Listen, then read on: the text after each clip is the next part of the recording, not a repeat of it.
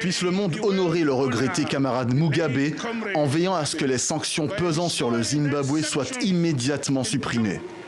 L'hommage public désormais rendu, Robert Mugabe devrait finalement être inhumé au champ des héros où reposent les combattants de l'indépendance. De préférence, il faudrait bien les ajuster pour éviter qu'elles ne tombent. C'est bon, on est plein là. Le matériel électoral est prêt à partir. Dimanche, à 19h, les urnes reviendront ici. Et avec elles, les choix des Tunisiens de l'Ariana. Le parquet de Bruxelles nous l'a confirmé ce matin. Il y a bien une information judiciaire ouverte à propos de Didier Reynders suite à l'audition d'un ancien agent de la Sûreté de l'État. Dans le PV d'audition qu'a pu se procurer le journal L'Écho, l'ex-agent accuse Didier Reynders de corruption et de blanchiment d'argent.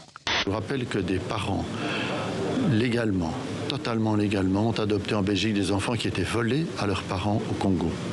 C'est un drame pour toutes les familles, c'est une situation insoutenable et il faut que la justice punisse les responsables. Le paludisme, communément appelé malaria, est une maladie transmise par les moustiques. Elle provoque des épisodes de fièvre et de diarrhée plus ou moins graves et tue chaque année plusieurs centaines de milliers de personnes dans le monde. Les enfants âgés de moins de 5 ans représentent plus des 2/3 de ces décès. Et donc ce samedi, la 3e attaque houthi en 5 mois sur des installations pétrolières saoudiennes. Contexte, Riyad prépare l'introduction en bourse d'Aramco, premier producteur et exportateur mondial de pétrole.